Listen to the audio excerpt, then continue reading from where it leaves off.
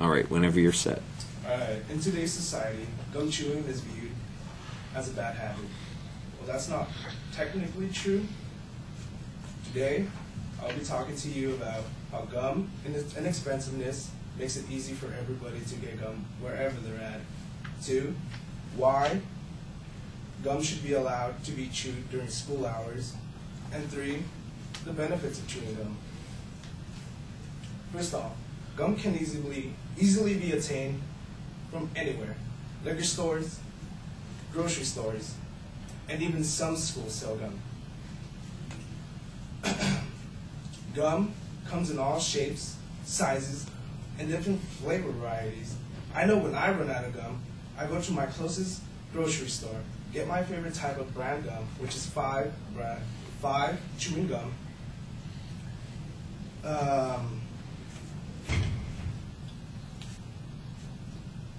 It's less than $2, which is really affordable. With 15 sticks of gum in a pack, will last you about 2 weeks or so, depending how frequent of a chewer you are. But like I said before, even schools sell gum, which brings me to my next point. Schools should allow students to chew gum during school hours. Why, you may ask? Studies have been done by researchers at Baylor College of Medicine, which studied 108 students ages 13 to 16. Half of them chewed gum while doing their math homework and on their tests. And the result was they did 3% better than those who didn't chew gum. Teachers also observed that students who chewed gum seemed to require fewer breaks, sustain attention longer, and remain quieter. I know when I chew gum, especially in the mornings, when I'm trying to fall asleep, it allows me to remain alert, pay attention, and focus on the material that's being presented to me. Not just that, when I have to take tests, it allows me to remember things, therefore allowing me to do better on the tests I take. And lastly, I will be telling you the benefits, a couple benefits that you get from chewing gum. Losing weight, reducing anxiety, and improving your memory. You might be all saying, how does it help you lose weight? You lose weight by chewing gum, fills in the gap for wanting to eat snacks with lots of sugar.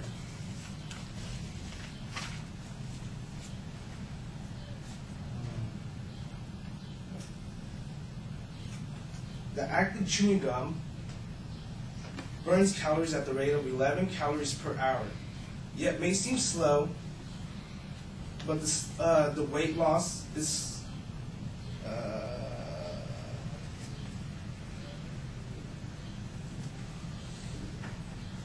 it may seem slow, but it adds up over time. That will result in a slight weight loss. Gum also reduces anxiety. Chewing gum helps release nervous energy according to Wrigley Institute of Science. In fact, soldiers during World War I were given chewing gum to reduce the levels of stress during combat. Gum also improves memory.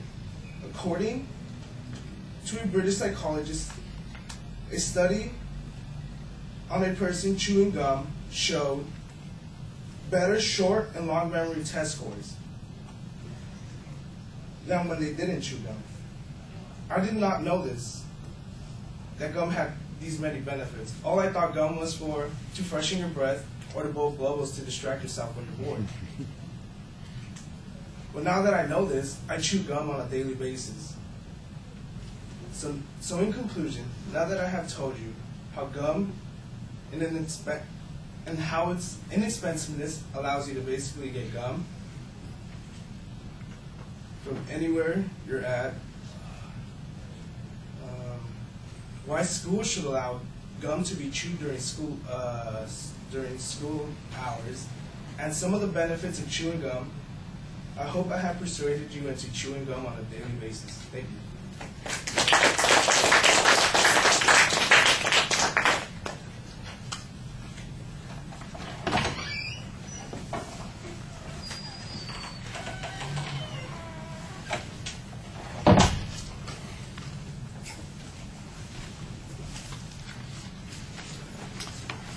All right, Brianna, what did you think?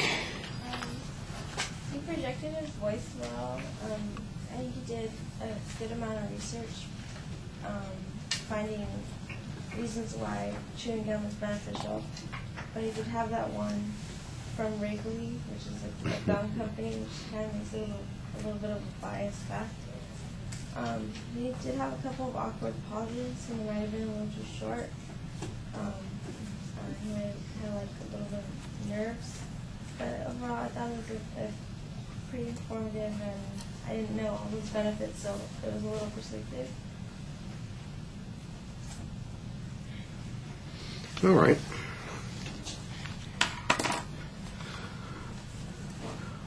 Well, I think you start okay with an adequate statement of controversy. I think it could be a little bit more involved. I'm not sure what schools prohibit the chewing of gum, if it's a big deal.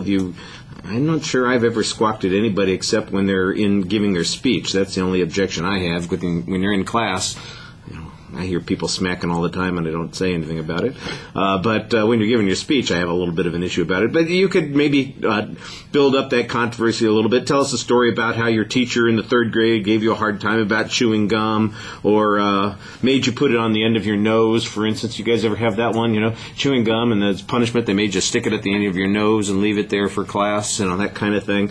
And make it a little bit more interesting, because it just seems like this is a fun topic. It's an interesting idea. You've got a kind of a good twist on it, but it's not being treated as in the kind of light, chipper manner that it ought to be. It's almost too serious. There's a little bit of a preview. Again, it's kind of mechanical in nature, but it's very clear, so we know what the structure is.